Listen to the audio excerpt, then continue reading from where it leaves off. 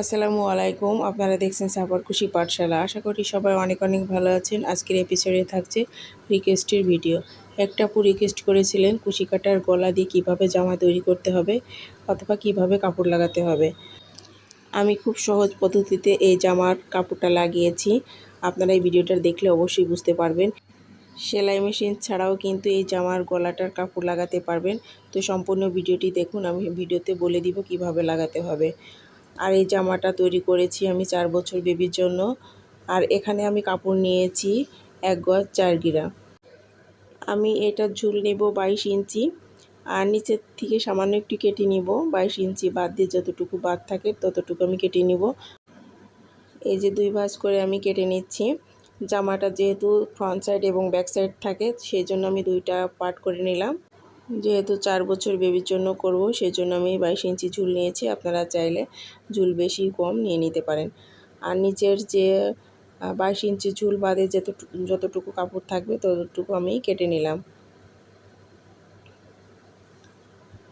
এখন এই যে জামার গলাটা যেটা বাটন প্লেটের ঘর, এই ঘরটা আমি সেলাই করে নিয়েছি, পরে খুলে নিব এটা জামার কাপড় লাগানোর সুবিধার্থে।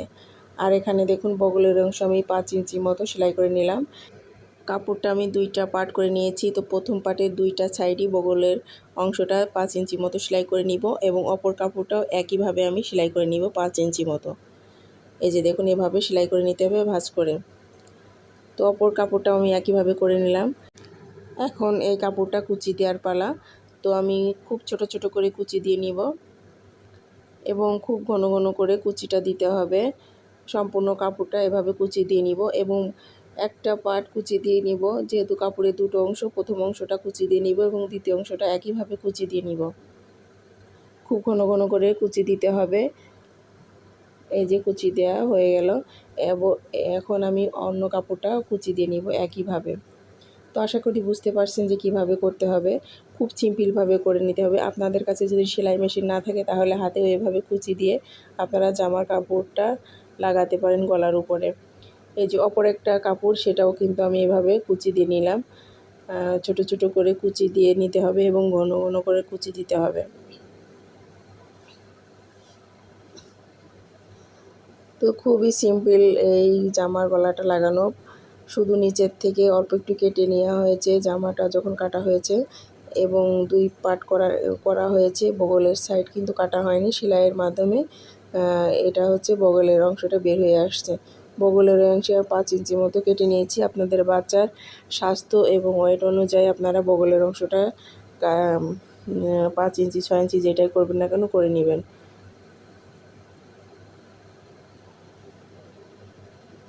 তো অপর একটা কাপড় কিন্তু আমার কুচি দেওয়া হয়ে গেল। 2টা কাপড়ই কুচি দিয়ে নিয়েছি। এখন হচ্ছে এই জামাটার উপরে লাগাতে হবে। তো জামাটার উপরে লাগানোর আগে আমি একটু মার্ক করে নিব। মার্কার দিয়ে আপনাদের কাছে যদি সেফটি পিন থাকে সেটা দিয়ে মার্ক করে নিতে পারেন। এখন এই জামার গলাটা মার্ক করে নিব সেফটি পিন দিয়ে। 2 পাশে 2 ইঞ্চি বাদ দিয়ে সেফটি পিন লাগিয়ে নিব। এই যে দেখুন সেফটি পিন লাগিয়ে নিয়েছি। এখন জামার গলাটা কাপড়ের উপরে বসিয়ে আমি সেলাই করে নিব। আপনাদের কাছে যদি সেলাই মেশিন না থাকে এভাবে উপরে দিয়ে সেলাই করে নিতে পারেন। তো এখানে আমি একটু লক করে নিব। লক করে নিয়ে সেলাইটা করে নিব। আর এই গলাটা কিন্তু অবশ্যই ফ্রন্ট সাইড অর্থাৎ সোজা যে সাইডটা সেটার উপরে বসাতে হবে। জামার কাপড়টাও সোজা কিন্তু রেখে সেলাই করে নিতে হবে। এই যে দেখুন আমি ফ্রন্ট সাইড নিয়েছি অর্থাৎ সোজা যে সাইডটা উল্টা সাইডটা নিইনি। সোজা সাইডটা জামার উপরে লাগিয়েছি। জামার কাপড়টাও কিন্তু সোজা সাইড হবে অর্থাৎ ফ্রন্ট সাইড হবে। এই যে দেখুন এভাবে করে সেলাই করে নিতে হবে। খুব টেনে টেনে সেলাই করলে হবে না, যেভাবে আছে সেভাবে করেই বসিয়ে সেলাই করে নিতে হবে। আর এই পাশে যে মার্ক করে রেখেছিলাম সেটা আমি খুলে নিলাম। খুলে নিয়ে এখানে আমি একটু চক দিয়ে মার্ক করে নিব বোঝার সুবিধার্থে। আপনারা এভাবে করে নিতে পারেন। এই যে দেখুন চক দিয়ে মার্ক করে নিলাম। নিয়ে এখন আমি সেলাই করে দিব বগলের অংশ পর্যন্ত। তো ফ্রন্ট সাইডে যে কাপড়টা সেটা লাগানো হয়েছে এবং ব্যাক সাইডের কাপড়টা লাগাতে হবে। যেহেতু এই কাপড়টা 2টা পার্ট করে নিয়ে কিন্তু লাগাতে হবে। আপনারা এভাবে কিন্তু হাতে সেলাই করে দিতে পারেন। যে কালারের সুতা দিয়ে আপনি গলাটা তৈরি করেছেন ঠিক সেই কালারের সুতা দিয়ে আপনি সেলাইটা করে নিতে পারেন। আমি আর একবার সেলাই করে নিব।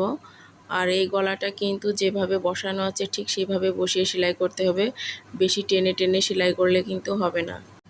যে গলাটার উপর কাপড়টা বসানো হচ্ছে ওই গলাটা কিন্তু আমার চ্যানেলে আপলোড করা আছে, আপনারা চাইলে দেখতে পারেন। এবং আমার চ্যানেলে আরও অনেক সুন্দর সুন্দর জামার গলা টিউটোরিয়াল দেওয়া আছে, সেগুলোও চাইলে দেখে নিতে পারেন। এখন আমি পিছন সাইডের কাপড়টা লাগাবো। তো এখানে কিন্তু 2 ইঞ্চি বাদ দিয়ে কিন্তু অর্থাৎ গলার যে অংশটা সেখানে 2 ইঞ্চি বাদ দিয়ে সেলাই করা হচ্ছে। প্রথমেই কিন্তু আমি বলে দিয়েছি, মার্ক করে নিয়েছি। গলাটা দুই ভাঁজ করে তারপরে মার্ক করে নিতে হবে 2 ইঞ্চি, মানে পিছন থেকে 1 ইঞ্চি এবং সামনের থেকে 1 ইঞ্চি, টোটাল 2 ইঞ্চি। এই যে মার্কের দাগ পর্যন্ত আমি সেলাইটা করে নিব 2 পাশ। তো একইভাবে কিন্তু এ পাশ আর ও পাশ সেলাই করে নিতে হবে। আশা করি বুঝতে পারছেন যে কিভাবে করতে হবে। সেলাইটা দেখলে আপনারা বুঝতে পারছেন যে কত সহজেই এই সেলাইটা করে নিচ্ছি। তো আরেকটা সেলাই দিয়ে আমি সুতাটা কেটে নিব। এখন আমি দুটো সাইড জয়েন করব। এই যে বগলের যে সাইডটা আমি সেলাই করেছিলাম সেই সাইডটা বাদ দিয়ে এই যে 2 পাশটা সেলাই করে নিতে হবে। বগলের সাইডটা বাদ দিয়ে নিচের 2 পাশে সেলাই করে নিতে হবে, 2 পাশটা জয়েন করে নিতে হবে। দুটো কাপড় একসাথে করে এই যে জয়েন্ট করে নিচ্ছি।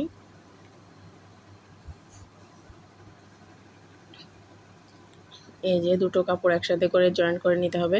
তো দুটো পাশই কিন্তু একইভাবে সেলাই করে নিতে হবে। তো আমি অপর পাশটা সেলাই করে নেব এবং তারপর আরেকটা সাইডেও আমি সেলাই করে নিব। এই যে এখন আমি অপর সাইডটা সেলাই করে নিচ্ছি। এটা হচ্ছে দুটো সেলাই দিচ্ছি, আরেকটা সেলাই করে নিচ্ছি। তো দেখুন খুব সহজেই এই গলা জামার কাজটা করা হয়ে গেল। আশা করি বুঝতে পেরেছেন যে কীভাবে করতে হবে। যদি বুঝতে সমস্যা হয় অবশ্যই কমেন্টস করে জানাতে পারেন। আর ভিডিওটা একটু ভালো করে দেখলে আপনারা বুঝতে পারবেন যে কিভাবে তৈরি করেছি। এবং অপর সাইডেও কিন্তু আমি একইভাবে সেলাই করে নিলাম। আবারও একটু মেপে দেখাবো কত ইঞ্চি। এই যে দেখুন 22 ইঞ্চি। এখন হচ্ছে নিচের যে খোলা অংশটা আছে এটা সেলাই করে নিতে হবে। এই যে ছোট্ট করে আমি ভাঁজ করে নিয়ে আমি এখানে সেলাই করে নিব। তো সম্পূর্ণ জামাটা কিন্তু এভাবে সেলাই করে নিতে হবে নিচের অংশটা। তো জাস্ট আমি একটু দেখাচ্ছি যে কিভাবে করতে হবে। তো এভাবে করে সেলাই করে নিতে হবে। নিচের এই সেলাইয়ের কাজটা আমি অফ ক্যামেরায় করে নিব। তো দেখুন সম্পূর্ণ কাজটা করে নিয়েছি এবং জামাটা তৈরি হয়ে গিয়েছে। তৈরি হওয়ার পর কতটা সুন্দর দেখাচ্ছে। আর এই ফুলের টিউটোরিয়ালটা যদি আপনারা দেখতে চান অবশ্যই আমাকে কমেন্টস করে জানাতে পারেন, আমি আপনাদের মাঝে টিউটোরিয়াল শেয়ার করার চেষ্টা করব। আর সম্পূর্ণ ভিডিওটি দেখার জন্য সবাইকে অনেক অনেক ধন্যবাদ। সবাই ভালো থাকবেন, সুস্থ থাকবেন। আপনারা দেখছিলেন সবার খুশি পাঠশালা। তো সবাই সুস্থ থাকবেন, ভালো থাকবেন। নেক্সট এপিসোডে অন্য কোনো ভিডিও নিয়ে আপনাদের মাঝে হাজির হয়ে যাব। সে পর্যন্ত সবাই অনেক অনেক ভালো থাকবেন, সুস্থ থাকবেন। আল্লাহ হাফেজ।